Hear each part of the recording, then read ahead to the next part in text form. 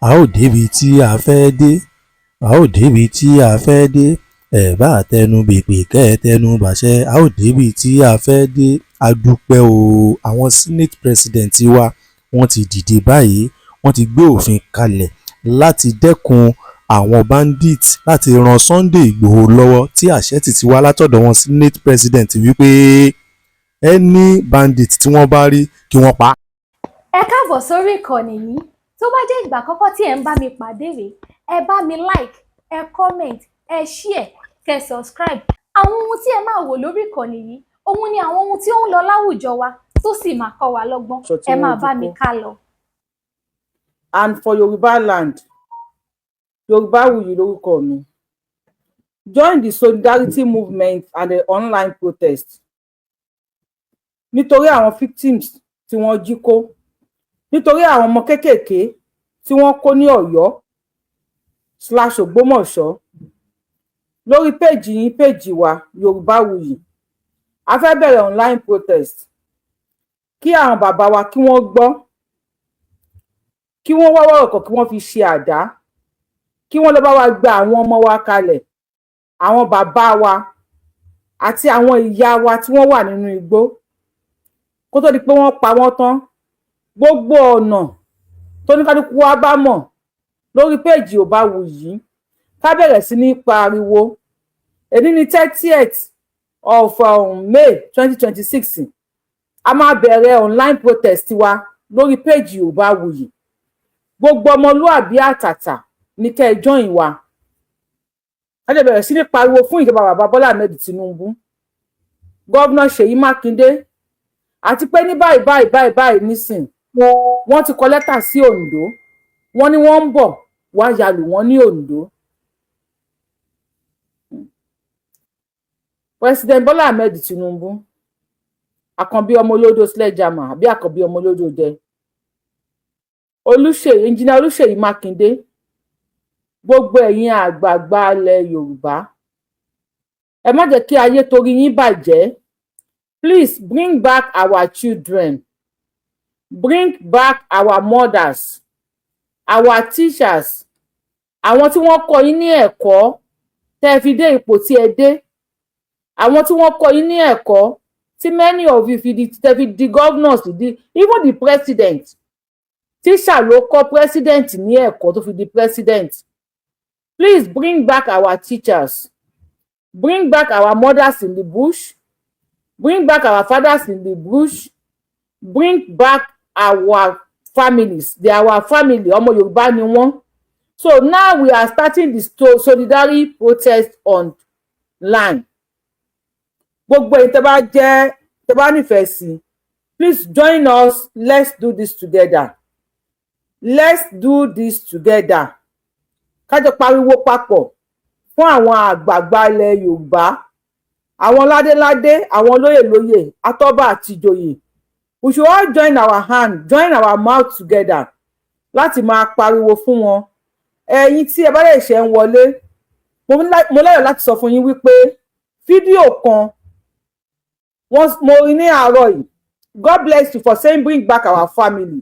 Ẹ ṣeun gan. Good day, gbẹ̀tẹ̀ ń kí mi, mo ń kí yín. Mo rí fídíò kan ní àárọ̀ yìí tí wọ́n send sí mi.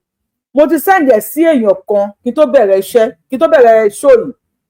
So mo máa wish láti send ẹ̀ sí bí èèyàn 2 àbí 3 mọ̀. Tó jẹ́ wípé tí òkú bá ń wo ẹ̀yìn, as in tókú bá ń wo ẹ̀yìn wò, tí teacher tí wọ́n rẹ́ wọn lọ́rùn yẹn, tí wọ́n pa wọ́n yẹn, Mr. Michael Oyè mi hàn tó kàn dáadáa. Tí Mr. Michael bá rántí, tókú bá ń wo ẹ̀yìn, tókú bá ń wo ẹ̀yìn, tí Mr. Michael bá rí fídíò tí mò ń sọ yìí, ní agbára Ọlọ́run ọba, Mr. Michael mo máa dúpẹ́ wípé wọ́n dú àwọn ní ọrùn ni. Bẹ́ẹ̀ ni mo sọ fún yín. My apology to our family, Mr. Michael. Our family, Mr. Michael, gbogbo mi pátápátá. Ẹ má ṣì mí gbọ́ o. Mi ò ní bí wọ́n ṣe dú Mr. Michael lọ́rùn dá. Ṣùgbọ́n gbà tí Oyedokun, God bless you. Gbà tí mo rí fídíò tí wọ́n send sí mi ní àárọ̀ yìí. Mo wá ń bá Mr. Michael dúpẹ́ wípé wọ́n dú wọn ní ọrùn. bàbá mi tí mo send fídíò yẹn ti fi tó bẹ̀rẹ̀ show wọn ò tètè wọlé mo expect kí wọ́n ti wọlé.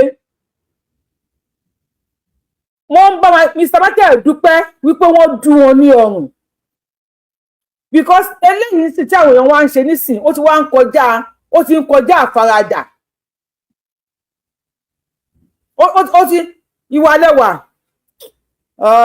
obìnrin lẹ́yìn mi fẹ́ sẹ̀ǹdẹ̀ sí mo fẹ́ rí ọkùnrin bíi méjì tí mo lè sẹ̀ǹdì ẹ̀ sí fídíò náà eléyìí tí ń kọjá be careful. President Bola Ahmed Tinubu a mọ̀ wípé nǹkan tí wọ́n ń ṣe láti ba ìjọba yín jẹ́ Yorùbá ló wà ń bẹ̀. I know and I am not saying this with any apology to anybody because bóyá ìṣẹ̀lẹ̀ ní ìsìnkú Tinubu ló wà ń bẹ̀ àwọn ọmọ kàó nǹkan nìyí wọn ò ní gbà kí Tinubu rí ṣe so ẹlòmíì náà tó bá tún débẹ̀ wọn ò ní gbà kó rí ṣe. So this is how Nigeria will continue. Ní àwọn option mẹ́ta tí wọ́n kó kalẹ̀ yìí nísìn àti rí option míì tó tayọ Tinubu tó bá wà níbẹ̀ yìí náà sì ó worst tó bá tún wá débẹ̀ ní ẹlẹ́ẹ̀kejì ó máa wá jẹ́ worst of the worst. Tí Àtíkù bá débẹ̀ ó máa burú jáì tóbi bá débẹ̀ kò ní ṣe sọ ó máa kọjá òye wa. Náà àwọn tí wọ́n kó yìí nísìn àwọn èèyàn fẹ́ kí ẹ̀ àwọn ìjọba wọn ò fẹ́ kí ẹ̀ please tẹ bá ti wọlé sórí ètò yìí time tẹ máa fi kí mi pé mi ní ẹ má kí mi o if you have time to kí mi please kí mi but please ẹ máa bá wa kọ sí inú comment section pé bring back our children bring back our mothers bring back our fathers àwọn bàbá wa àwọn ìyá wa tó wà nínú igbó àwọn ọmọ wa yìí tí wọ́n rìn nínú òtútù tí wọ́n rìn nínú òjò tí wọ́n rìn nínú pọ̀tọ̀pọ̀tọ̀ ó tó gẹ́ a ò mọ̀ bí wọ́n sì wà láyé a mọye wọn tó kù ẹ wo vice president tí wọ́n ṣò ẹ wo bí àyàn ṣe funfun òtútù tó wọ àgbàlagbà lára tó fi funfun bẹ́ẹ̀ yẹn báwo ló ṣe rí lára àwọn ọmọ. President Bola Ahmed Tinubu this is day one èmi Yorùbá wuyì mo wá síta báyìí sí mo wá ṣe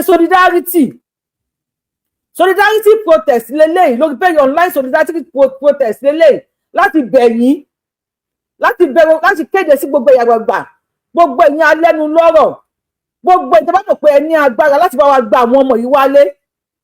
Èyí ni 30th of May 2026 we are starting the first day today. Ẹ jọ torí t'Ọlọ́run ọba ẹ consider pé àwọn ọmọ yìí tó bá yẹ pé àwọn grandchildren yìí ni wọ́n ẹ bá wa consider àwọn teacher yìí. These are the people that sacrifice their life láti lọ ka ìwé wọ́n kàwé wọ́n mọ ìwé tó tún wá mọ̀ yẹn wọn ò gbé sínú nìkan they are ready to share it. They share their knowledge they share their intelligence with many people. Wọ́n build àwọn èèyàn àwọn people náà wà nínú igbó lọ́wọ́ agbénipa àwọn ni wọ́n ń gbébọn sí létí àwọn ni wọ́n ń gbé ìbọn sí lójú ní ọmọ ilẹ̀ Yorùbá ní ilẹ̀ Yorùbá. I know àwọn kan ní pé kí wọ́n fi wọ́n sílẹ̀ because wọ́n bá fún wọn lówó wọ́n á tún lọ pẹ́lòmíì àwọn kan ní kó má fi wọ́n sílẹ̀ kó lọ gbà wọ́n èmi fẹ́ kẹ́ lọ bá wa gbà wọ́n wálé bẹ́ẹ̀ ṣe máa wá gbà wọ́n ẹ̀yin lẹ́mọ̀ ẹnìkan kọ́ sí comment section nísìn ó ní kí wọ́n lọ tó ń lo international forces gbé pé kán pe bàbá àwọn Donald Trump kó bá wa gbà wọ́n àbí kí la fẹ́ ṣe báyìí this is out of hand. Nigerian government bring back our children. So Iwalewa, I'm going to send the video to you now. Ẹ máa wá bá mi pè. Iwalewa, mo máa send the video yẹn sí yín nísìn. Oh. Iwalewa, I just sent the video to you, please. Mo fẹ́ send the video. Tí Mr. Michael Oyedokun. Tí wọ́n bá rí fídíò tí mo send sí Iwalewa nísìn. I am very sure pé tó kú bá ń wẹ̀yìn, Mr. Michael will be happy. Wípé wọ́n dú àwọn ní ọrùn. and these people tó bá tún wá mú wọn wọ́n máa ní repentant Boko Haram ni wọ́n ẹ dẹ̀ máa fi wọ́n sílẹ̀. Bàbá Tinubu tí ìlà ò bá ṣe é gbé èèyàn máa gbé lálà. Tí ìlà ò bá ṣe é gbé ẹ jẹ́ ká máa gbé ìlàlà. Tí Nàìjíríà ò bá ṣe é ṣe mọ́ because Nàìjíríà ò ṣe é ṣe mọ́. Mo wish pé a lè yí ọwọ́ aago sẹ́yìn nígbà tí a pariwo fún yín ní 2020, 2021, 2022, 2023.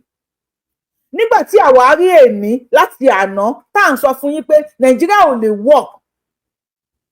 Mo wish pé kí ọwọ́ aago ṣe yí sẹ́yìn. Pé a dẹ̀ sọ fún yín o. Bẹ̀tẹ̀ lẹ́yìn gan sí àárí èrè ọ̀rọ̀ jẹ ní ara yín. Mr. Akíndélé ẹ̀tẹ̀ mi ní high ní sìkì sẹ̀dẹ̀ sí yín. Àárí èrè ọ̀rọ̀ jẹ lára yín. Because eléyìí ti get out of hand. Nigerian government, please bring back our people. Bring back our children. We are starting online solidarity protest. Lórí page Yorùbá, we starting from today. Mama wáàyè ìjọ mi ó lè bọ́ sí alẹ́ ó lè bọ́ sí àárọ̀ bí schedule bá yẹ ṣe sí. At least I'll be learning my voice. Tó máa jọmọ tiẹ̀ tó máa jọmọ tèmi. Kò sẹ́ni tí wọn ò lè jígbé nísìnyí o. Kíní kan ni kólórí dorí ẹ̀ mú ni ìdá tí ń jòwèrè. Ìdá ń jòwèrè for goodness sake Ṣèyí Tinubu náà ti bọ́ta. Ṣèyí Tinubu sọ pé àwọn òdèdè san owó. Wọ́n láwọn ò lè san owó. Àwọn máa ní láti ṣe àwọn investigation kankan káwọn tó san owó. For how long lámọ yìí máa wà nínú igbó? Ẹni náà pé wọn ò lè ṣọ́ àwọn kéékèèké yẹn. Wọn ò lè ṣọ́ àwọn ọmọ yẹn. Baba Tinubu, please help us. Please. Èmi ń bẹ̀bẹ̀ ni because I don't even know what to say. Owó mi ò ní. Góòlù mi ò ní. Fàdákà àti wúrà mi ò ní. Ṣùgbọ́n wọ́n bá ẹnu tí mo ní kí máa fi pariwo fún àwọn èèyàn.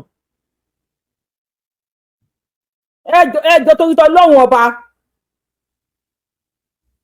Bring back our mothers and children. God bless you. Lórí TikTok ló ń bá mi kọ́. Baba Tinubu, please.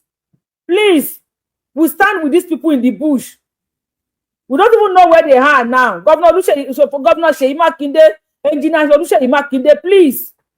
Ẹ̀yin ọba wa ẹ jọ̀ọ́. Kábíyèsí Ọ̀jájá Ògúnwùsì. Kábíyèsí Aláàfin Ọ̀yọ́. Bàbá mi Olúgbàgbé ọmọ Bàyámù. Olúbàdàn. Bàbá Ṣọ̀kẹ̀rẹ̀ Ṣakí. Please, we are begging the Nigerian government, bring back our families. Ẹ má kí ọ̀rọ̀ àwọn people dàbí fashion Chibok girls. Please, we are begging you for God's sake. Gbogbo tẹ́ bá gbàgbọ́ ni mo fi bẹ̀ yín. A ní right láti live. We have right to live. A láti gbé ayé láti sọ àtàṣe wá sáyé. Please bring back our children. Iwalewa, are you there?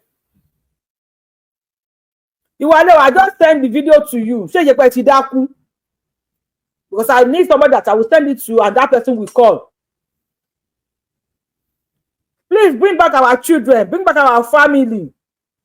I am begging you. Yorùbáwùyí lórúkọ mi ẹjọ́ torí t'Ọlọ́run ọba ẹjọ́. Is there any way, any intelligent way tí wọ́n fi lè bá wa gba àwọn people yìí? Ẹni tẹ́ ń jiyàn gbé náà, I am begging you, please. All these border kidnappers, ẹjọ́, daddy kidnappers, I am begging you, sir. Ẹjọ́, even the kidnappers sponsors, the kidnappers, sympathizers. Ẹjọ́, sir. I am begging you, sir. We are poor people. Ọmọ kò lẹ́nìyàn ni wá. Those women with you, those children with you, are children of poor people. Mother of poor children. Father of poor children that we don't have anything. Please spare the poor. Let the poor breathe. Mr. Kidnappers, daddy kidnappers, brother kidnappers, please spare we the poor. Please help us. Spare we the poor. Please spare we the poor. What if we the poor lẹ́yìn? Spare we the poor. You have the governors, you have the senators, you have them, they have the money. We don't have the money. We are just poor people struggling in Nigeria to live, even to breathe. We are struggling to breathe. Please, let the poor breathe. Let the poor breathe. They don't care about us. The Nigerian government don't care about the citizens. Picking us up, going to our children's school, it's just like you are just suffering us. They don't even know if anything is happening. Life goes on. Campaigns continues. Hello, ma'am. I don't help me to keep in speaker. Yes. Ìwà lẹ́wà ṣe ṣe wà okay ṣá. Battery 100%. Connected to iPhone 5. Ẹ bá gbóhùn sókè. iPhone 4. Hello. Hello, ma. Yes, ma. Yes, ma. Ṣé rí ẹ̀kọ́ tó ń ṣẹlẹ̀ ní wọ́n jíyàn gbélé ni wọ́n jíyàn gbé lọ́la. Àwọn olóṣèlú yẹn ló ń ṣiṣẹ́ yẹn. Ẹ̀rọ sàn, ṣé rí nǹkan tí. iPhone 4 disconnected. Ẹ̀rọ sàn níbẹ̀ yẹn. Àwọn ordinary person kan tá ilé ṣe ni pé ká má jẹ́ kí ilẹ̀ sọ̀rọ̀ wọ̀d. Lọ́gbọ́n bí tó bá ti ń ṣe primary election kí wọ́n lọ dàrú. Ẹ máa rí pọ́ máa ká wọn lára, wọ́n á stop ẹ̀ ní gbogbo wọn jíyàn gbé mọ́. Ìkànnì àwọn pípù yìí náà. How do we get out? How do we get out this our families? Tí wọ́n ti wà lọ́wọ́ wọn already by. How do we get them out? Ṣé rí ìjọba ìdájọ́ ní primary election tó bá lọ stop wọn tàbí àbẹ̀rù tó lu olóṣèlú bíi mẹ́ta márùn-ún pọ̀. Wọ́n á jí gbogbo àwọn tí wọ́n jí gbé yẹn wọ́n á release wọn. Àwọn aláfọ̀ pípù ìdáyọ̀yọ̀ náà. Tàbá yàrí tó ta lọ ka ọmọ wọn mọ́lé náà sí wọn mọ́lé pẹ̀lú ọmọ wọn pẹ̀lú ìyàwó wọn táwọn ti sá lọ wọn á kó àwọn pípù yẹn jáde. Àwọn olóṣèlú wọ̀nyẹn ló ń ṣiṣẹ́ yẹn. Ìkà ni wọ́n là wọ́n fi ń reduce population wa ni. Ọ̀tún tábà tó lọ ká wọn mọ́lé tábà ká wọn mọ́lé tó yàrí tó gbẹ ẹwọ táwọn ẹ̀sàs tẹ Tinubu kan ò fẹ́ mo fẹ́ ṣe fẹ́ ni. Tinubu kan gbèrò ó ju gbogbo nǹkan tó ṣe sílẹ̀ ó gbèrò náà bàbá sá lọ sí kọ́ńtì bíi méjì bíi mẹ́ta ó ju tábà tó yarí pẹ̀lú àwọn pípù yìí ìkànnì àwọn pípù yìí náà tábà bẹ̀ wọ́n tá a ṣe kíní kan ráìtì wa ni ẹ jẹ́ ká jà lé wọn lórí àti pọ́pọ̀ àwọn pípù yìí jù tábà ti yarí tán ó tán nìyẹn ìkànnì àwọn pípù yìí. Bàbá wa tó ń sọ̀rọ̀ yẹn ṣé ẹ lè wo fídíò bẹ́ẹ̀ ń sọ̀rọ̀ yìí sí mo fẹ́ sẹ́ni fídíò kan sí yín bẹ́ẹ̀ ẹni sùúrù sà bẹ́ẹ̀ ń sọ̀rọ̀ yẹn mo fẹ́ kẹ́ bá mi sí fídíò tí mo sẹ́ni sí yẹn kí lẹ rí ń bẹ̀. Sorry, ma. No problem, sir. Ṣé ẹ̀rí báyìí ṣe ẹ̀wọ́ bó ṣe dáná sí wọn lábẹ́ wọ́n á release our people yìí náà wọ́n mọ̀ bó ṣe lọ meet. Kì í ṣe àwọn tí wọ́n gbé lọ́yọ̀ọ́ nìyẹn o. Bó ṣe ń ṣe. Bàbá wa ẹ ṣàlàyé fún àwọn èèyàn kan bá wa gbọ́ nǹkan fídíò tẹ́ ń wò yẹn kí ló ṣẹlẹ̀ nínú fídíò yẹn. Wọ́n sọ èèyàn lókùn sókè wọ́n tú ẹsẹ̀ mọ́lẹ̀ wọ́n wá dáná sí lábẹ́ iná wá ń jó níbi ẹ̀pọ̀n. Ẹ ṣeun sà. Iná jó gbogbo abẹ́. Tó lè jẹ́yàn mọ́ kò lè jẹ́yàn mọ́ náà. Tábà ṣe àwọn fábílì tiwọn lábẹ́ obìnrin náà já sí wòwò tí wọ́n ń jó gbogbo abẹ́ yìí. Obìnrin ni kò kí ń ṣọkùnrin. Wọ́n sọkùnrin obìnrin ní nǹkan tẹ́lẹ̀ sí gbogbo ṣẹlẹ̀ tẹ́tẹ́ bá rí ìṣẹ̀lẹ̀ nǹkan kò lè bí màmá láyé ẹ̀ nítorí ti sún ní ọdún ẹ̀. Ìkà ní gbogbo àwọn pípù yìí náà gbogbo nǹkan tó ṣe yìí ọjọ́ tábà ti yarí tábà yarí ta káàdì mọ́tò kọjá wọ́n á ṣe ìrántọ́ máa ṣe wọ́n á ṣe the needful wọ́n mọ̀ wọ́n ń ṣe ni àwọn olóṣèlú wa ló ń ṣe ẹ̀mẹ́jà káàkiri gbàgbé àwọn Fúlàní ṣé báwọn kan tó tún mú lórí tírélà ní ìtọ́jú kó gbogbo wọn wá yà hàn tó 300 nínú tírélà kan àti share lórí page Yorùbá Wùmí tẹ́ bá ń follow ẹ máa ti rí. Oh shit. Ẹ má gbọ́ wa nínú ilé please, I hate this. Ẹ jọ̀ọ́. Ẹ má gbọ́ wa nínú ilé, ẹ jọ̀ọ́, àti gbé kọ́ọ̀lù yẹn bá wa sọ̀rọ̀. Hello, ẹ kú ètò. Àjọ ń ṣètò yìí. Yes sir. Ṣẹ̀rí, èmi kàn ní nǹkan tí mo kò fẹ́ sọ díẹ̀ ni pé since that ẹ pé Ṣèyí Tinubu ó close mọ́ Gúnmi and then àwọn àfáà tó wà ní Ìbàdàn tó close mọ́ Gúnmi kó bá wa bẹ Gúnmi kó wá bá wa gbà ọmọ yẹn jáde kó jẹ́ bí negotiation láàrin wọn. Òun mọ̀ wọ́n dáadáa. Wọ́n jọ mọra wọn, nǹkan tó fẹ́ kó ṣẹlẹ̀ náà ló ti ń ṣẹlẹ̀ yẹn. Condition tó fẹ́ fi wá sí náà ti fi wá sí yẹn a dẹ̀ ti rí. Kó bá wa bẹ Gúnmi òun náà ló lè jẹ́ negotiation láàrin aráàlú àti àwọn bandits. That is the only person tó lè help one out. Kó bá wa gba àwọn family wa jáde because kò sẹ́ni tí irú nǹkan báyìí máa ṣẹlẹ̀ sí tínú ẹ̀ máa dùn nínú ilé ẹ̀ nínú family ẹ̀. Bàbá wa please ẹ má jẹ́ ṣẹ́rí ṣó tí mò ń ṣe yìí ṣó tí mò ń ṣe yìí bí mo ṣe ń ṣe mo fẹ́ ka serious pẹ̀lú ẹ̀. Nobody will beg Gúnmi láti lọ bá wa gba àwọn èèyàn wa tí wọ́n kó nílẹ̀ Yorùbá. Okay. And tó bá lọ bá Gúnmi gan irú àwọn ọmọ fẹ́ kí wẹ́ẹ̀ máa kó máa continue ni. Because so I purposely open so you can see me, but I purposely open this platform. Mo fẹ́ bẹ̀rẹ̀ ní sí pé online solidarity protest for Ọ̀yọ́ and Ògbómọ̀ṣọ́ 15. So mo mọ̀ sí eléyìí pé ká máa bẹ̀rẹ̀ eléyìí ní kódà tí bá ní ṣe show mi tí wọ́n ti máa kàn máa pariwo pé ẹ jọ̀ọ́ please ẹ jẹ́ ká ṣẹlẹ̀ àwọn olóṣèlú wa wọ́n ti dájú. Ìgbà míyàn máa ń bẹ ẹ̀bẹ̀ àṣerílégbé kó pe Gúnmi èwo tó bá pe Gúnmi kí ni Gúnmi máa ṣe. Tinubu will not bow down to Gúnmi to go and negotiate and bring those guys. Gúnmi ò ní wọn kún Tinubu náà ò ní gbà lábọ̀ àwa ọmọ tálíkà la máa jìyà ẹ̀. So I'm using this medium to beg on Tinubu, call on these people, please. I'm begging you, sir. Ta ni negotiation ta lè rí nílẹ̀ Yorùbá tó lè bá negotiate pẹ̀lú wọn because now àwọn government ń sìn wọn àmọ́ ìgbésẹ̀ tí wọ́n ń gbé láti gbà wọ́n jáde àmọ́ bóyá wọ́n ti ń bá wọn sọ̀rọ̀ personally tó bá kọ́ ti bá wọn sọ̀rọ̀ personally tó bá wa gbà wọ́n jáde no matter iye tí ò bá wù kó jẹ́ tó bá mọ̀ pọ́n nídìí refund látọwọ́ àwọn tá a jẹ́ citizen bó jẹ́ 1,000 everybody á dá owó. Because bó ṣe wà yìí nísìnyí a lè sọ pé bóyá torí wípé condition táwọn ọmọ yẹn wà la máa wà after not that owó tá a tí mo sọ because bó ṣe wà yìí kò sí èèyàn tó jẹ́ right sense person tó rí ẹ pé tó ní làákàyè tó mọ nǹkan tó ń ṣẹlẹ̀ nínú ìlú tó máa ríru situation yìí tó máa ní kó máa lọ bẹ́ẹ̀.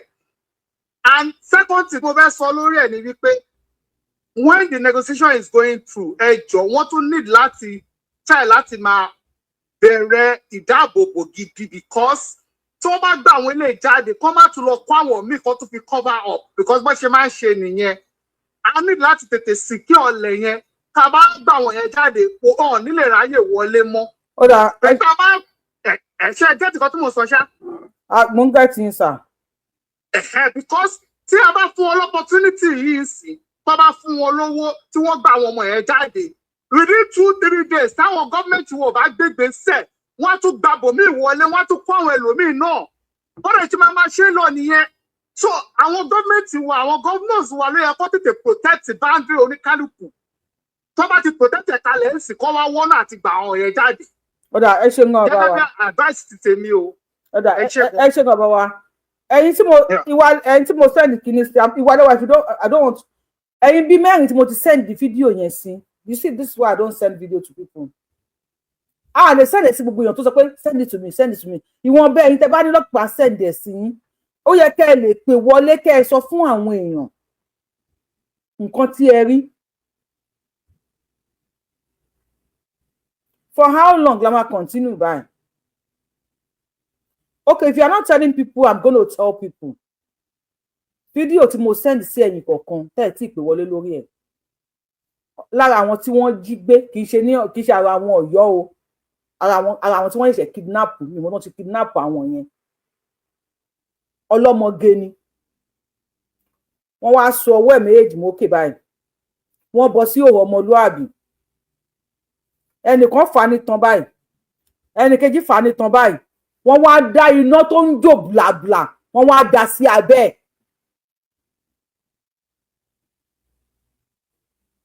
Are we waiting on this come to Yoruba land for God's sake?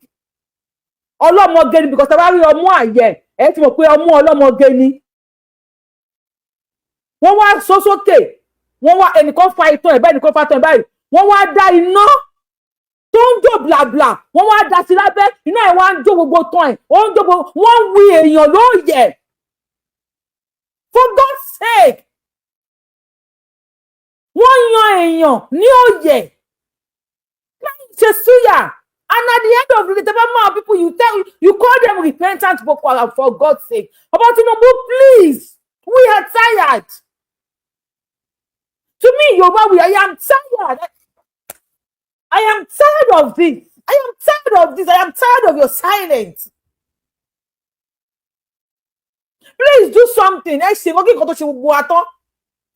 Please do something. Mọ́mí tí ẹ bá wa gbóhùn sókè kí nǹkan tó ṣe everybody tán.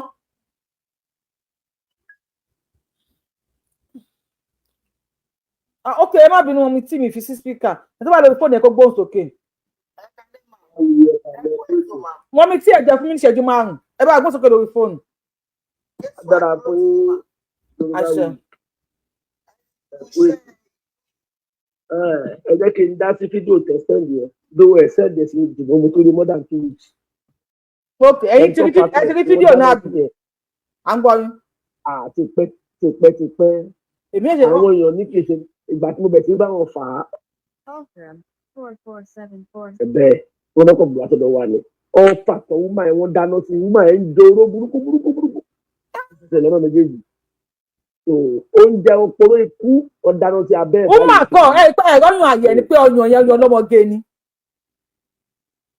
Wọ́n ní kì í ṣe Nàìjíríà látara bá wọn kàn kó lù wá èèyàn bẹ́ẹ̀. Ẹgbẹ́ kí wọ́n sọ lé ọ̀rọ̀ tí bọ̀dá tó pè wọlé gbẹ̀yìn yẹn tí wọ́n sọ nípa bó ṣe máa gbọ́n tó tẹ̀lé lẹ̀ àti pé bóyá káwa síbíṣe ká dáwó.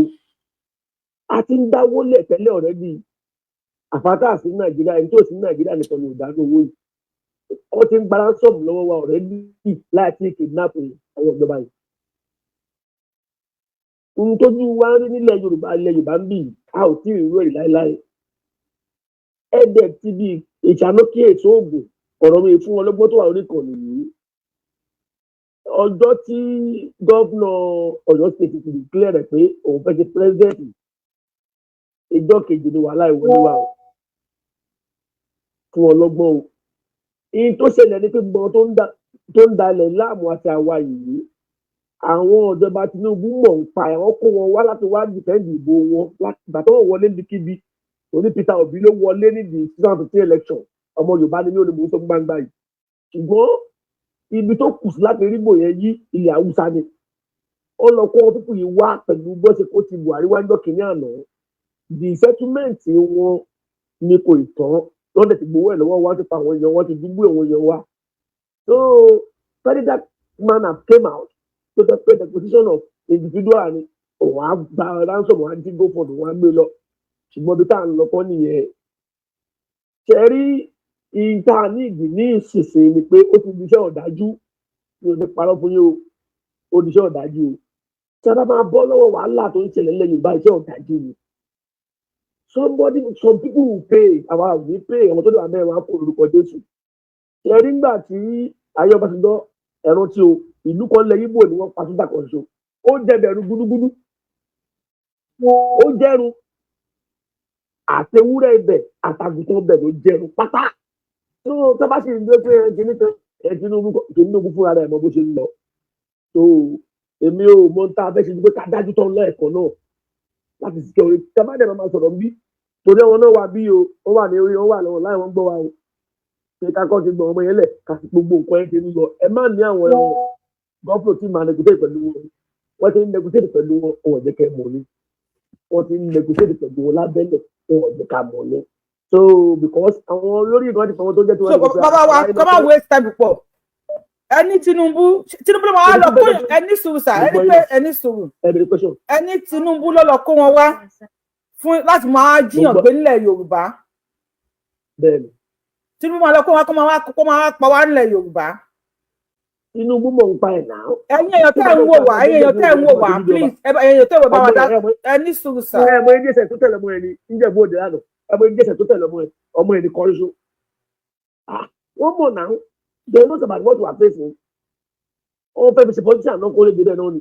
okay Tinubu ṣe kọ́kọ́ fún wa tó bá. and what will Tinubu gain. he cannot too far nothing. èmi mo sọ bẹ́ẹ̀ fún yín. okay ta ní ká dìbò fún next election sir. next election ma.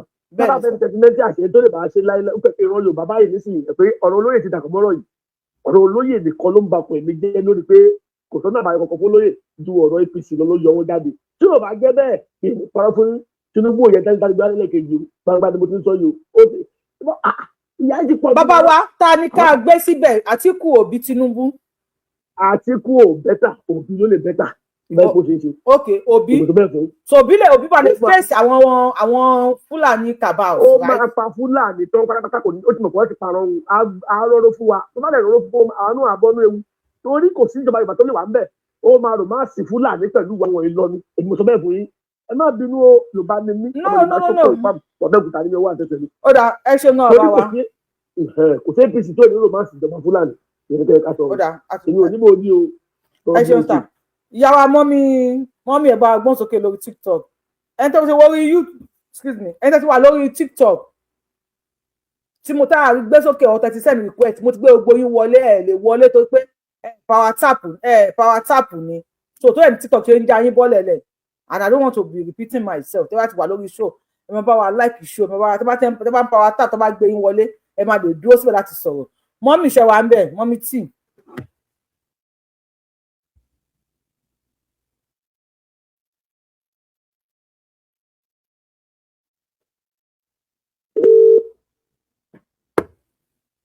ẹ lè wà lórí TikTok Yorùbá wuyì gan mo sọ wípé ti rìpọ́ọ̀tì TikTok mi ẹ lè wà ń bẹ̀ gan kẹ má lè sọ̀rọ̀ tí wàá ti power tap ẹ bá wa gbóhùn sókè. ẹ kúrò lẹ́ mà. yes sir o. yes ma olúwa máa wà pẹ̀lú yín ẹ ṣé gan. àwọn tí arákùnrin yẹn sọ bàbá yẹn ó ní point gan nígbà yìí Jonathan yẹn náà kó àwọn Fúlàní wọn bẹ̀rẹ̀ Tinubu ó mọ̀ ń pẹ́ bàbá yẹn ní point pa yẹn ó mọ̀ ń pẹ́ látàgbà yìí Jonathan ó support àwọn Buhari ó wà aware of it but ẹ̀pà ògbóró mọ́ problem number one ni Mr. Iroyin Gbona kan bí kẹ́bà àwọn Muslim yẹn kan má gbà ìwúgbò ọ̀rọ̀ tó ń sọ lórí íńtánẹ́ẹ̀tì yẹn kan bí kẹ́bà àwọn Muslim yẹn ọ̀hún láìkì bàbá yẹn ọ̀rọ̀ tẹ́lẹ̀ máa sọ yẹn kan láìkì bàbá yẹn and nípa àwọn ọmọ wa àti ìyá tíṣà tán kó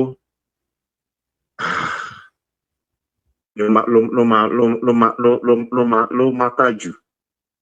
And the end of the day tó má dé bí ọ̀bọ̀n tó kọ́ pè lára ọkọ yẹn tó bá negotiate as well ó máa fi máa continue ní ẹ̀dẹ̀ má gbàgbé program tẹ̀sán ní early this year bàbá kan sọ̀rọ̀ ńgbà yẹn ó láwọn tó ń kó yẹn ó máa kọ́ wọn ní wọ́n sì máa ń dájú àwọn máa lò fún alọ́jọ́ ọ̀la wàhálà wà fún Yorùbá gan. bàbá yẹn sọ bẹ́ẹ̀ o wọ́n sọ bẹ́ẹ̀ o. wàhálà wà fún wa gan ìyá mi wàhálà wà fún wa gan. Islam yẹn gangan ni problem àwọn máa lè gan àwọn ẹ̀gbọ́n mi kan pè mí láti Nàìjíríà wọn lówó owó léyà kí you there owó léyà kí you there mi ò sẹ́lẹ̀ níbẹ̀ lówó léyà wàhálà tí wọ́n nìyẹn mi mọ̀ nǹkan tó ń sàrà Yorùbá àti nǹkan tó ń pa wá a lè tún gbé Muslim sórí. dé Ondo sà ẹ ṣeun gan ẹ jẹ́ ká sáré dé Ondo. kọ̀wé ránṣẹ́ pé wọ́n ń bọ̀ wá sí ìlú Ondo ẹ jọ̀ọ́ gẹ́gẹ́ bí oníròyìn mo lórí ọ̀fẹ́ láti débẹ̀ lóòótọ́ mo sì bá gẹ́gẹ́ bọ́n ṣe sọ ní kí wọ́n kọ lẹ́tà wá kódà àti bí ọwọ́ aago 9 láàárọ̀ pẹ̀lú pé òjò yẹn rọ̀ òun làwọn òbí àti àwọn alágbàtọ́ ti lọ ń kó àwọn kúrò nílé ẹ̀kọ́ náà lọ ń kó wọn lọ lé wọn.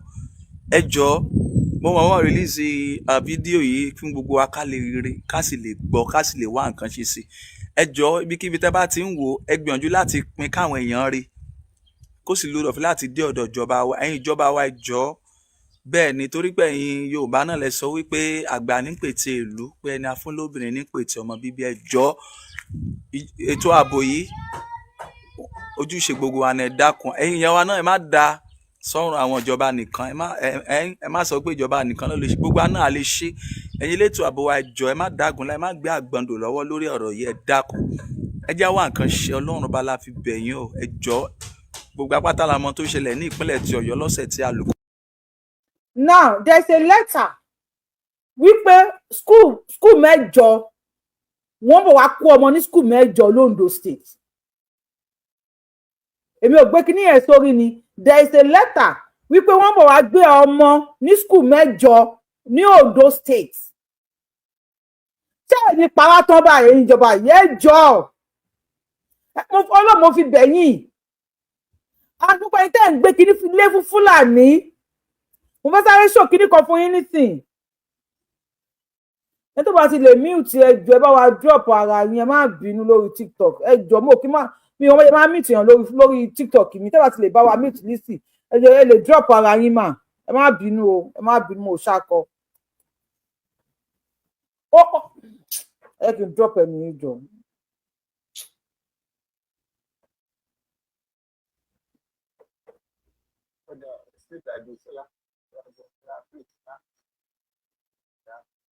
Wá ti wo page tí wá tẹ́ bá ti mute, a máa ń drop èèyàn bíbí ni mo lè máa pa akálòlò ní mí.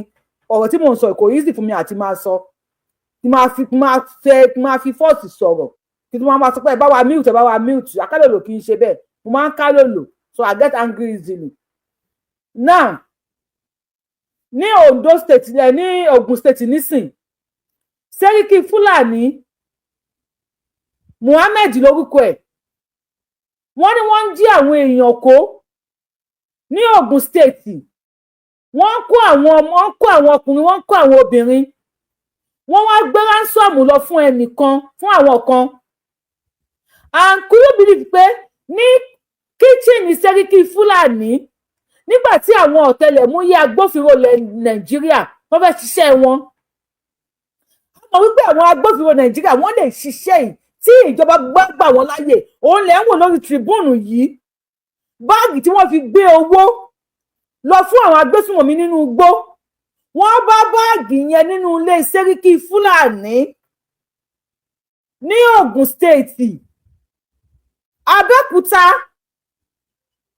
wọ́n bá báàgì yẹn nílé Abẹ́òkúta Ìjẹ̀bú. Wọ́n bá báàgì yẹn nílé Muhammed Abdullahi. Ó ti jẹ́wọ́. Muhammed Abdullahi ti jẹ́wọ́. Ó ní ọmọ òun ló ń jẹ agbésùnmọ̀mí. Ó lóun mọ̀ pé ọmọ òun ṣagbésùnmọ̀mí. Ó ní ìjọba dẹ̀ ti mú. Ó ti lọ sí ẹ̀wọ̀n ọdún 5. Lẹ́yìn tó dé látẹ̀wọ̀n ó sìkì tó bó ṣe rí kò tẹ́hun lọ́rùn. Òun gbé lọ sí hospital, ó lo oṣù kan lọ hospital. Ó tún wá ti hospital dé. Òun ọmọ kó ti padà síbi iṣẹ́ agbésùnmọ̀mí. Ókè, ìgbà tó gbé ó wọlé Sẹ́ríkì Fúlàní ní Ìjẹ̀bú Òde. Sẹ́ríkì Fúlàní ò mọ̀ pé wọ́n gbé báàgì owó wọlé òun. Báwo ni wọ́n ṣe pín owó yẹn? Gbogbo ẹ̀yin bàbá wa tẹ́ ti ń talẹ̀ fún Fúlàní. Gbogbo ẹ̀yin tẹ́ ti ń lọ fẹ́ Fúlàní níyàwó. Ṣé ẹ ti ráyè yín báyìí? Wípé tá bá gún ata lódó, tá bá lọ ta ló lọ, ata ò ní pàwàdà, ata ni ata máa jẹ́ láéláé. Ẹ mú àwọn Fúlàní, ẹ ní repentant ni wọ́n ti repentant. As how now?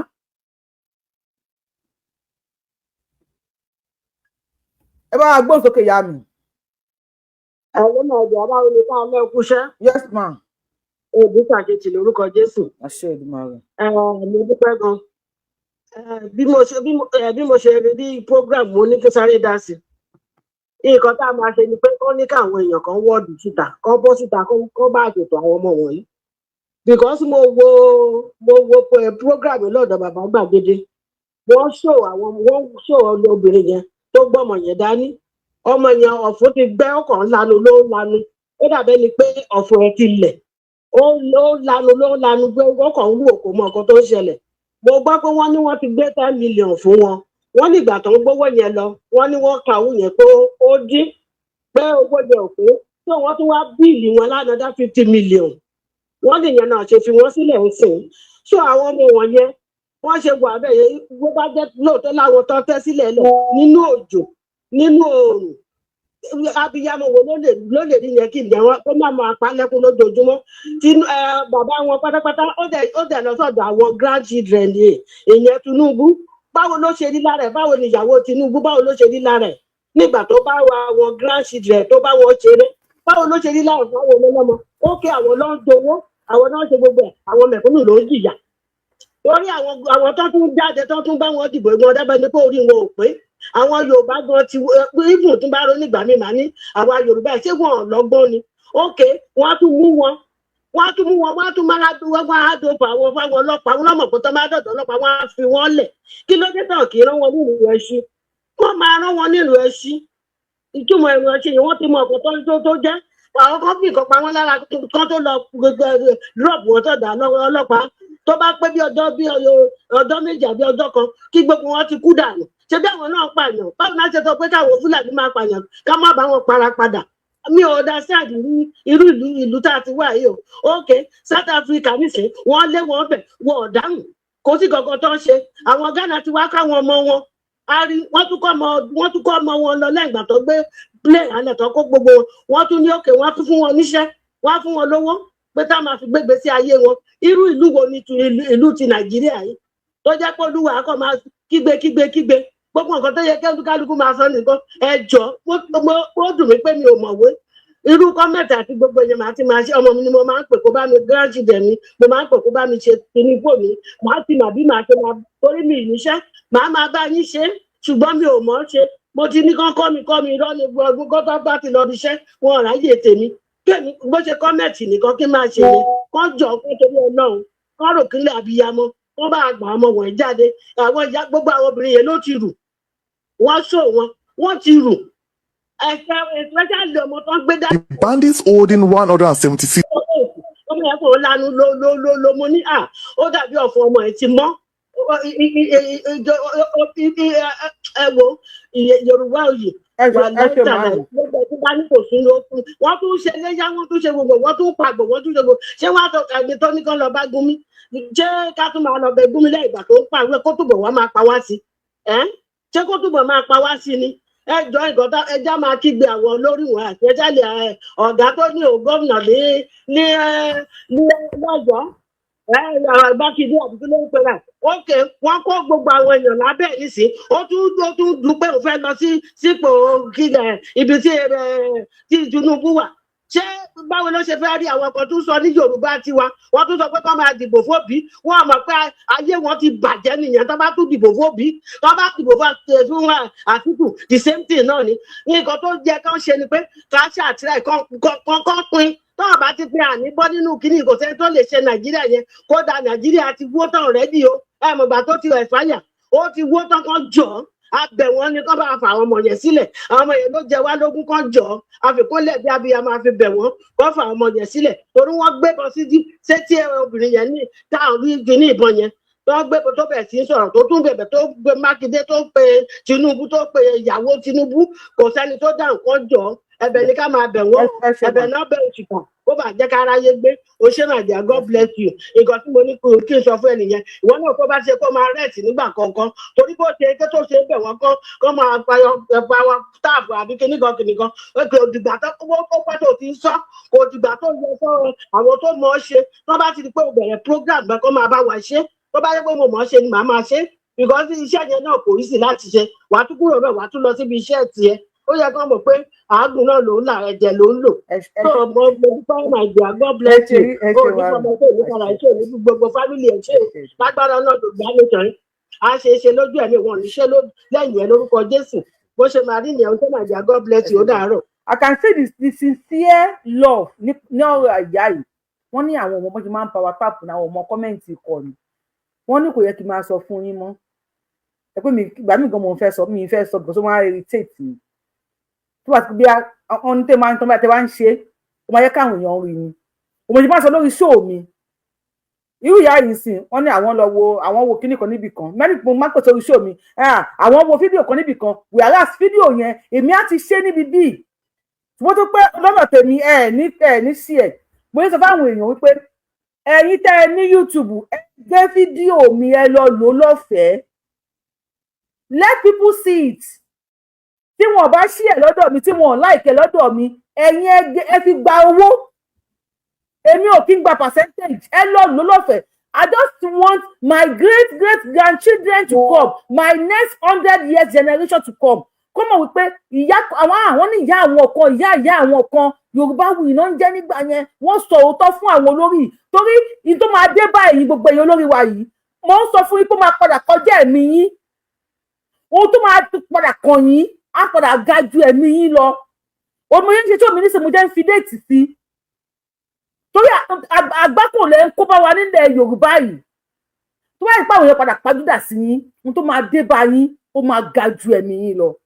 I just want people to see àti mo sọ tèmi Barrister ni bí mo bá ń bẹ láyé máa pé mo wí tèmi bí mo bá pẹ̀yìn ìdàtàn ó ẹ pé mo wí tèmi. There's people to know pé mo sọ tèmi fún yín. Ẹwẹ́ tí à ń sọ yìí obìnrin tí wọ́n la ikùn ẹ̀ tí wọ́n dáná sí lábẹ́ ọlọ́mọge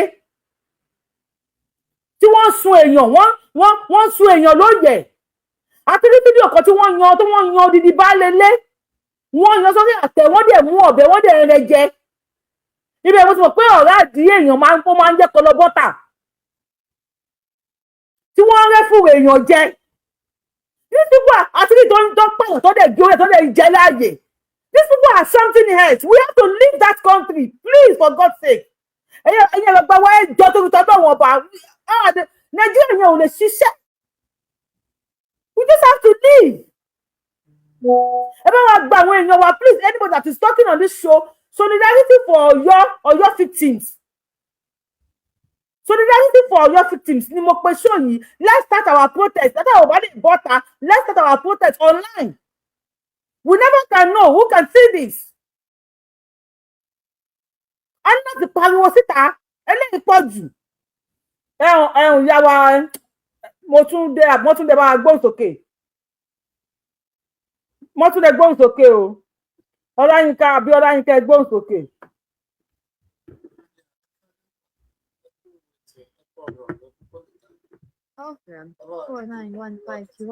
Àṣẹ 3 minutes o.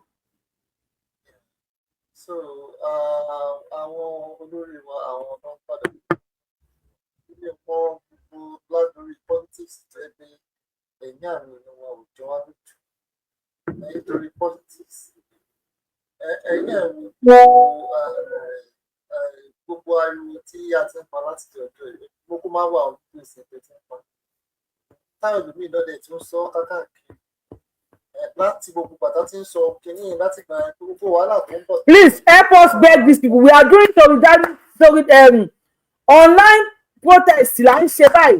Please let every pass mo I am so sorry sir. Let us talk about báwo ni wọ́n ti fẹ́ gba àwọn people yìí jáde. Àwọn tí wọ́n rọ̀ lẹ́ ń wò tí mo fẹ́ show fún yìí. If you are on TikTok and you want to see the video, please come on YouTube. Yorùbáwùyí náà mo jẹ́ lórí YouTube. Àwọn tí wọ́n rọ̀ lélẹ́yìn ṣe pé ọ̀pọ̀ yẹn ti di skeleton. Picture ni o mo máa padà play ẹ̀ fídíò ni o ṣe pé àwọn tí wọ́rọ̀ tí wọ́n kọ́ ní Kwara State láti jọ wo 176 ṣe pé wọ́n ti di skeleton. Ẹ jẹ́ ṣe ti pé egungun àyà wọn ti di skeleton.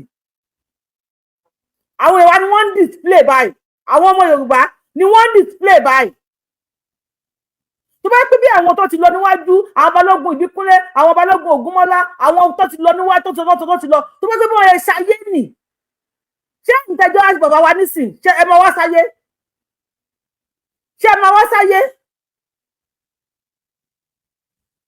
please let us àwọn tí wọ́n rọ̀ lélẹ̀ okay let me quickly play it Mr. Olayinka ní sùn sáré play ẹ̀ ẹ̀ tó bá fẹ́ wẹ̀ bàbá lórí YouTube Yorùbáwùyí ẹ bá wọn sí fídíò yìí Latosha God bless you tó bá àwọn Latosha yìí sáyé lélẹ̀ ṣé ìbàbá wa tẹ̀ wá nísìn ṣé máa wá sáyé ni ṣé wọ́n ti nípa àwọn bàbá tó máa bí yín ni náà ẹ wo àwọn tí wọ́rọ̀ wọ́n ti di skeleton èèyàn gbẹ ọ̀tọ̀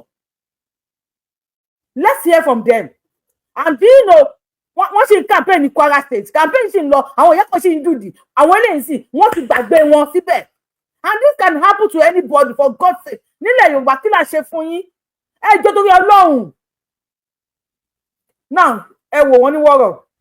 Today, the bandits holding 176 innocent people from Woro community in Kwara State released another footage video. Let us watch the video. Dear Muslim sisters and brothers, we are here today. We are those people that we back from Woro, Kayama local government. On February 3, now we are in April 8. Please, we are begging you. This is our last opportunity that they gave us. We have small children with us. And Ẹ wo àwọn ọmọ kéékèèké. Ẹ wo àwọn 4-5 years. Kó má lọ padà train àwọn ọmọ yìí. Kó má pé àwọn ọmọ yìí ni wọ́n máa padà wá kojú ojú ogun kọlẹ̀ Yorùbá. Mo dẹ̀ sọ fún yín o. Mo ń sọ fún yẹn gbàgbà yìí o. Yorùbá wuyì lórúkọ mi, mo ń pariwo fún yín o. Ẹ wo àwọn ọmọ kéékèèké 107. Àwọn ọmọ yìí sì 200, over 200 tí wọ́n pa ní wọ́rọ̀ ìjọba wá wá. Ọkùnrin nìkan ni àwọn tó pa. Ẹ wo àwọn ọmọdún mẹ́rin, ọmọdún márùn-ún. Ẹ wo bóyá kó wọn lọ sínú igbó láti February. Wọ́n ṣe fídíò ẹ̀ ní April, May ló tún ti hẹ́ǹdì lẹ́ni ìnísìn. February to May, oṣù mélòó nìyẹn? Ẹni tẹ́tẹ́ pé yín Mùsùlùmí, àfẹ́rù ẹkùn, wọ́n fẹ́ sọ ẹkùn òsínwín ni yín. Ẹ̀yin àfáà jẹ́ pé olórí burúkú òsínwín ayérayé ni yín. Ṣebí ẹgbẹ́ bí wọ́n ṣe kíyàn, Salamu alaikum, we beg our Muslim brothers and sisters. Ṣé àwọn ilé ìgbọ́n nánà? Ìwọ wo tó ṣì tẹ̀lé wọn, Ànábì sọ pé, Muhammadu sọ pé, please Baba Tinubu, any àfáà, ẹjọ́, any àfáà tó bá ti bẹ̀rẹ̀ orí burúkú lórí íńtánẹ́ẹ̀tì, ẹ máa táàgì Baba Tinubu.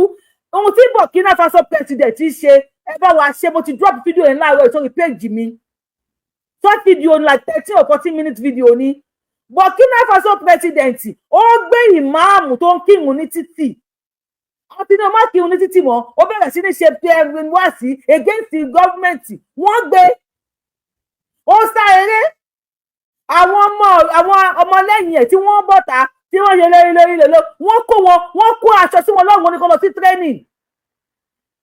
Ẹ bá mi gbé bí ìtìta ìjọba fẹ́ lò ẹ ní àáfàá tó bá ti bẹ̀rẹ̀ nílẹ̀ Yorùbá, Ànábì ni apá ọ́ ni Bọ́lá Ahmed Tinubu àti new soldier. Ẹ ṣe nǹkan tí Burkina Faso president ti ṣe Ibrahim Traoré, ẹ bá wa kó aṣọ sí wọn lọ́rùn ẹ tírẹ̀nì wọn. Tó bá ti pọ̀ dáadáa, ẹ bá wa ní kọ́ lọ bá wa gbà wọn tó wà ní wọ́rọ̀ yìí wá.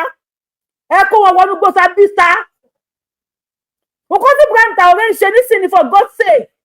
Tó bá ní ẹgbẹ́ tó fẹ́ fi dàdúrú, o ní ẹgbẹ́ tó fẹ́ fi jà nítorí ẹ̀sìn. Ibrahim Traoré fún wọn ní training ni wọ́n ń deploy wọn lọ sójú ogun. Ẹ̀wọ̀n àfáà yẹn wọ́n pọ̀ lórí TikTok, àwọn tó yọ̀ǹgì nínú wọn, àwọn tó dàgbà nínú wọn, ẹ bá wa kó wọn, wọ́n ní agbára àti pààyàn, á pa ọ́ ni, ẹ bá wa kó wọn. Take them into the bush. Kí wọ́n lọ jà fún wa, orí burúkú tó ń jẹ lórí íńtánẹ́ẹ̀tì yẹn, take them into the bush. Ibrahim Traoré ọmọ tí ò tó yín, ẹ wo decision tó tèkì. Wọ́n máa kí ló máa jẹ kàsáfà, gàrí, ẹ̀wà. Kò tó máa jẹ́ wà ńlẹ̀, Baba Tinubu ẹ bá wa ṣe bẹ́ẹ̀. Ẹni tó bá fẹ́ sọ̀rọ̀ the nuisance, God bless Traoré, God bless you. Ẹni tó bá sọ̀rọ̀ the nuisance, ẹ bá wa kó wọn lọ sínú gbó.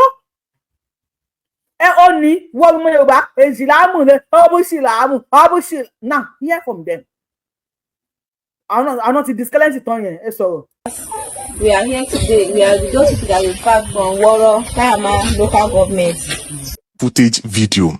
Let us watch the video. Dear Muslim sisters and brothers, we are here today. We are those people that we back from Woro, Kayama local government. On February 3, now we are in April 8. Please, we are begging you. This is our last opportunity that they gave us. We have small children with us, and we have some people with pregnancy. Please assist. So those people are here, some people with anemia, that sickness of blood. Please help us. We are begging you. This is our last opportunity that we have, and they teach us the thing that we don't know at home. Like just kalma la ilaha illallah to read. We like to read it at home.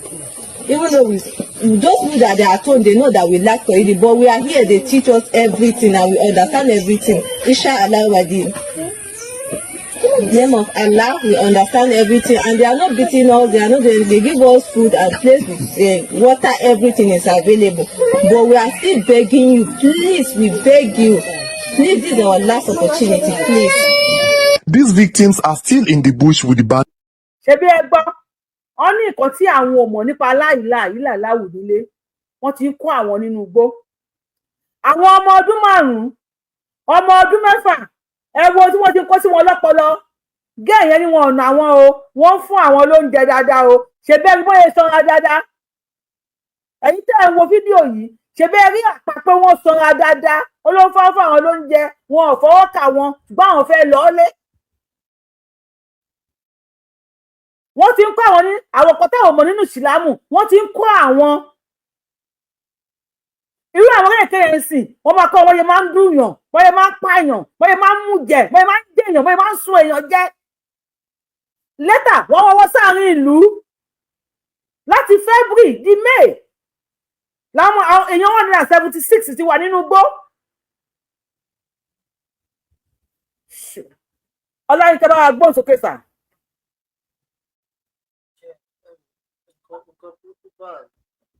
láti gba àwọn fídíò ẹ̀kọ́ mo máa ń fẹ́ ní ìwé tó máa ń ní kí ẹ̀kọ́ wà tuntun.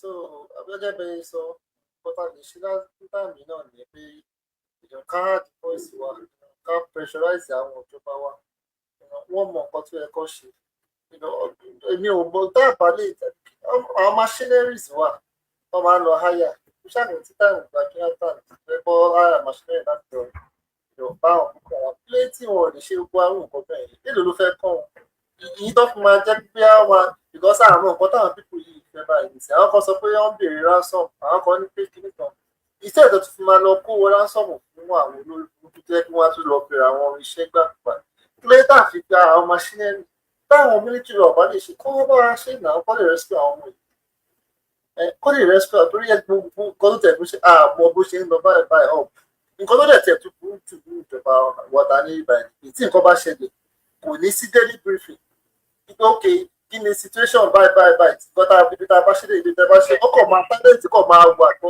àdínwó bó ṣe ń lọ. so kò sí gọ́tà lè ṣe náà ní pé ká máa pariwo báyìí. anybody bá wá sókè ẹ̀ tó bá ti meet máa drop yín ni o anybody bá sókè ẹ̀ tó bá ti meet máa drop yín ni akálẹ̀ ló ní mí akálẹ̀ ló kí máa ń pariwo mo fọ́nà bá bẹ̀ yín ẹ má suffocate me please I am not getting paid for this. so platform tó ní kálukú wa bá ní tàbá ní Twitter bá ní Facebook tàbá ní ká fi post ká má sọ pé pé kò tí ì kan family wa wípé bí ìpolà wà àbí bí every state náà àbí wọ́n sì ní ó tẹ̀ tí wọ́n jẹ́ pé ẹ̀ báyìí sí ìṣèjọba gbọ́ jẹ́gbà ìbọn ọjọ́ dá so kákàkiri ni gbogbo àwọn pípò yìí àwọn ẹbí wọn ti ń bọ̀ wá lára ó ti fi tréètì wa gan tí wọ́n bá ṣe ń pariwo lórí kinní náà bẹ́ẹ̀ ni pé mo tún fẹ́ sọ̀rọ̀ lórí ìbò ẹ̀kọ́ àwọn olórí burúkú tí wọ́n kàn dẹ́mu bàbá Sunday tó níbo àwọn olórí burúkú ọ̀hún kí ni kí lọ́ gba kidnapping kí wọ́n sọ pa kidnapping àwọn ọmọ tó kù níbo lọ́ wà nígbà tí àwọn agbésùnmọ̀bí tó ń bá àwọn wa kí nìkan tó sọ lórí ẹ̀ ní òòjọ́ wọn lókùn yẹn wà important wọn ò lè pọ̀ ọ̀rí yẹn post èèyàn tó wá jẹ lókè tó lẹ́nu òkè kọ́ fún one solution tábà fẹ́ sọ́mù kí ni sọ kọ́ fún one solution ṣé ìjọ máa lọ fèsì wọn ṣáà máa lọ bá wa fèsì wọn tó tábà fẹ́ sọ́dẹ̀ tó so gbogbo àwọn kan tí àwọn òṣèlú ta nínú ẹ ṣe náà bá wa ìyá wa Mọ́túndé ṣe wà á bẹ̀ bá wa gbóhùn sókè now let's quickly play this video kẹ́lẹ̀ mọ̀ kẹ́lẹ̀. Yes ma wá agbóhùn sókè ma. Ọlọ́run á gbà wá á gba àwọn ọmọ wa sílẹ̀ ò láti gbára Ọlọ́run. Ṣùgbọ́n nǹkan tẹ̀mí níbi tó wá ti sú èmi dé sìn nígbà tí àwọn ìjọba ò dá wa lóhùn. Gẹ́gẹ́ bí èèyàn kan tí ó sọ ká bá wò pé bóyá tó bá gbówó fún wọn wọ́n máa lọ fi ra amúnéṣàn wọ́n máa lọ fi ra kinní kan àwọn ọmọ yẹn sì máa wà ń bẹ̀ yẹn. Bóyá káwa ká dìde báyìí ó ní 1,000 ó ní 500 ó lọ fà ká dáwọ́jọ ká wé tí wọ́n bá lọ negotiate pẹ̀lú àwọn people yìí because ẹ̀rù ń bà mí nínú fídíò woman yẹn tí mo wò ní àná this not yesterday ó sọ pé wọ́n tún ti pick èèyàn kan sí tọ́pẹ́ pa láàrin àwọn ó ló tuntun píìkì èèyàn kan tó fẹ́ pa ṣíṣe àwọn bá sọ pé bóyá pé agbójúlé yìí kò sí ẹnìkan pàbó náà lágbójúlé báyìí kò sí anybody kankan nìkan tí agbójúlé ṣé bá wò pé bóyá torí pé ẹnìkan fẹ́ lọ fún gómìnà kan bí Bọ́lá Tinubu ẹ má bá wọn kó tó máa ṣe tó wọ́n lè dáhùn má bá wọn fi ọ̀rọ̀ politics. Màámi tó máa ní ká mú 5 billion wá ta ló máa bá lè ṣe fẹ́ dá 5 billion even 1 billion ibi tí mo wà yìí kò gba 1 billion kò gba 1 billion. owó tí mi wá sọ kiri kan a kàn ń sọ pé bá a ṣe àwọn tá a yọjú síta lájọjú síta àwọn èèyàn kan wà nínú tó yẹ pé nígbà tó bá gbé kiri ìdìbò àánú àdìbò owó. bẹ́ẹ̀ ni that man sọ ní sí pé bàbá Tinubu bẹ́ẹ̀ ni that man sọ ní sí pé o máa ṣí GoFundMe o máa negotiate pẹ̀lú wọn ojú dẹ̀ ń tì mí ojú ń tì mí. kí la fẹ́ ṣe ṣé ká lóògbé àwọn ènìyàn tí mo gbọ́ yẹn ni fáwọn pípọ̀ yẹn. èèyàn kan ní ọmọ 5 láàrin wọn èèyàn kan ó ní ọmọ 5 lára àwọn tó wà nígbò yẹn. ọmọ 5 yẹn ṣe ìdílé nìyẹn ṣì wà láyé ṣá tó bá rìn òkú lóhùn ẹgbẹ́ ọdún lóhùn Ọlọ́run jẹ́ kíbi kàn wá Ọlọ́run á jẹ́ bára dáwọ́ ọdún dúró because ó ti sún mi ní òmò kankan tẹ bá gbọ́dẹ àwọn pípọ̀ yìí àwọn pípọ̀ náà ò ní rẹ́kì láti ṣe kankan because twenty seven yẹn ló wà níwájú wọn fún ọ̀rá jè àwọn shibogers wọ́n lọ gbédè ní shibogers wọ́n lọ gbé.